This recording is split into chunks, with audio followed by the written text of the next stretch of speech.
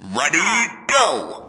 Melihat dunia yang korat-karit, maksiat merajalela, kefasikan melanda siapa saja, orang yang tidak menjalankan agama ada di mana tempat.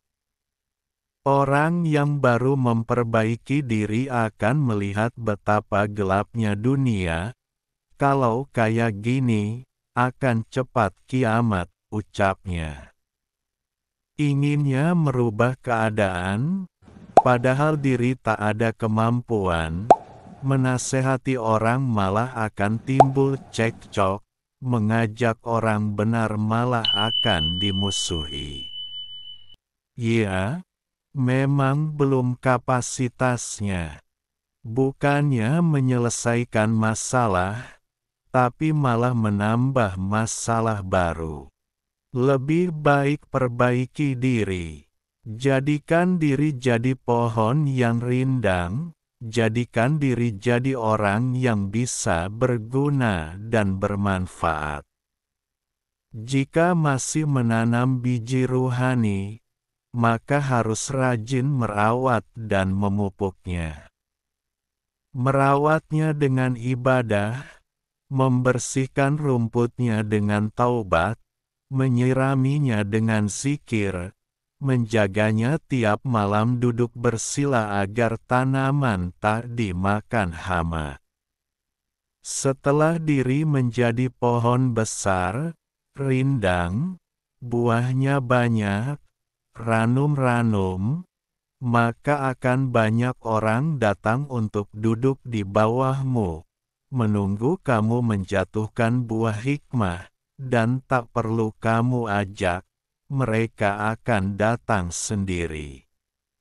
Takdir itu adalah ketentuan Allah, telah digariskan dan tak siapa mampu mengelak, dan siapa saja tak tahu takdirnya. Bahkan jika ditakdirkan buruk, tak ada yang tahu. Tapi perlu diingat, takdir itu Allah yang membuat, maka Allah juga yang mampu merubah. Kita manusia jika tidak menyandarkan diri pada Allah, bagaimana jika kita ternyata ditakdirkan buruk?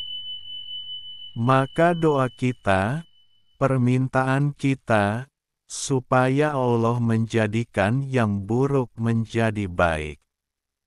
Doa itu pedangnya orang Islam. Coba kita bayangkan pedang yang belum jadi. Pedang itu kalau ingin dijadikan pedang, maka dipilih besi yang unggul, kualitas terbaik.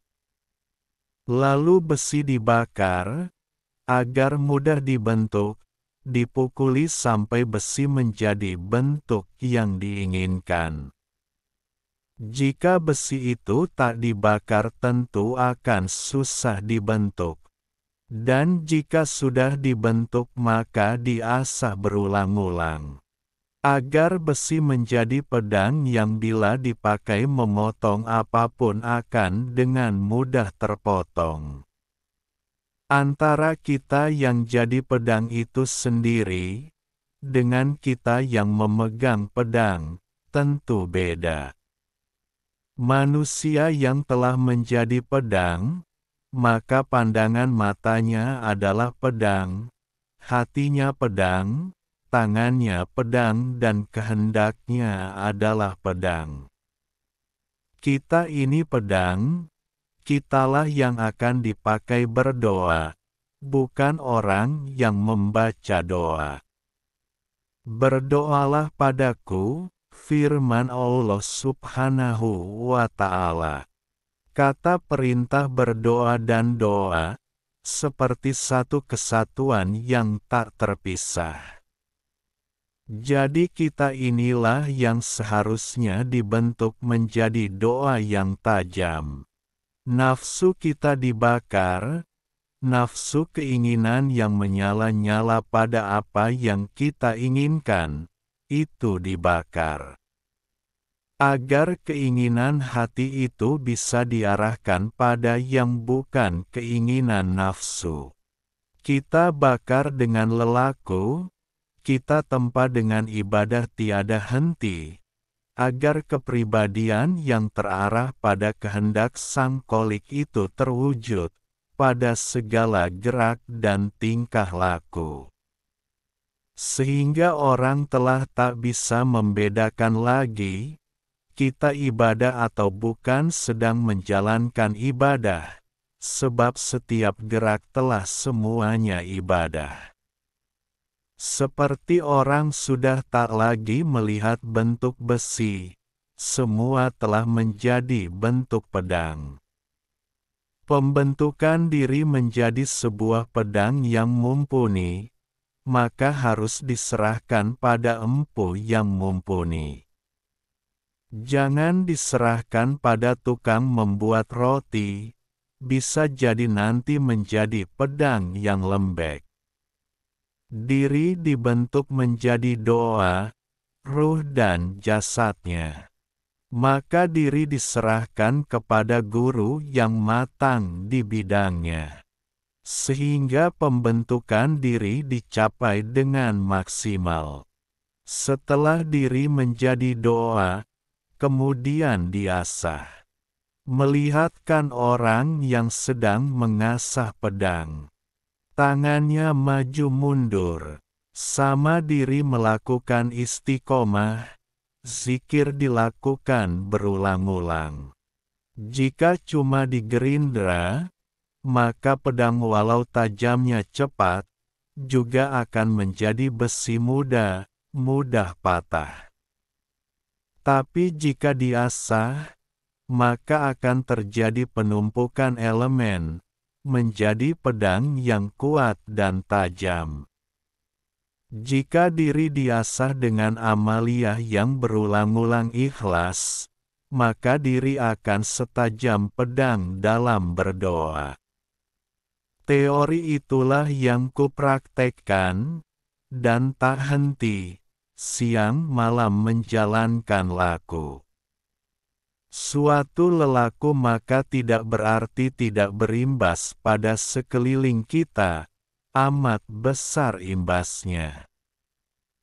Langit itu ada pintu-pintunya, dan tak akan melewati pintu-pintu langit amal siapapun yang masih ada iri dengki, hasad, sombong, benci, buruk sangka, ujub, riak, syirik, riba, memakan makanan haram, dan percaya pada dukun. Lalu bagaimana mau beramal agar bisa melewati langit dan bisa diterima oleh Allah? Ada orang yang sudah bisa menembusi langit, bisa melewati langit, karena bersih batiniahnya dari sifat tercela di atas. Tapi orang itu tidak bisa menolong orang lain, hanya bisa mengangkat amaliyahnya sendiri. Lalu ada orang yang sudah punya kedudukan di atas langit 7 itu. Artinya dia tidak dipermasalahkan dengan segala penyakit batiniah itu, bahkan dia sudah tidak dipermasalahkan amaliyahnya itu ikhlas atau tidak ikhlas. Karena yang ikhlas dan tak ikhlas itu untuk orang yang masih mau melewati langit, dan belum bisa menembusinya, dan masih berusaha agar amaliyahnya bersih dari sifat tercela. Maka dia masih berusaha ikhlas atau berusaha agar amalnya bersih. Kalau sudah bersih dari sifat tercela, namanya sudah ikhlas. Tapi kalau sudah di kedudukan langit, maka orang itu sudah tidak melihat ikhlas atau tidak ikhlasnya amal. Karena dia sudah merasa amal itu bukan amaliyahnya, tapi amaliyahnya Allah. Dia sudah tidak melihat wujud amal, tak mungkin Allah menolak amalnya sendiri. Nah, orang seperti ini yang bisa dijadikan sandaran agar amal orang umum bisa juga ikut diterima. Namanya nebeng. Kayak kita mau naik mobil, gak punya SIM, dan tidak punya mobil, dan juga tak bisa menyetir. Maka cukup naik bis, sopirnya sudah bawa bis, bawa SIM, dan ahli menyetir. Jadi tinggal duduk manis di kursi penumpang, kita akan sampai pada tujuan. Seperti itulah beramal, jika susah menembus langit sendiri, bisa naik bisnya sopir bis yang sudah sampai di sana. Maka dengan sendirinya amal akan ikut sampai tujuan, sedekah akan langsung dapat balasan, doa langsung dapat jawaban. Sang Kiai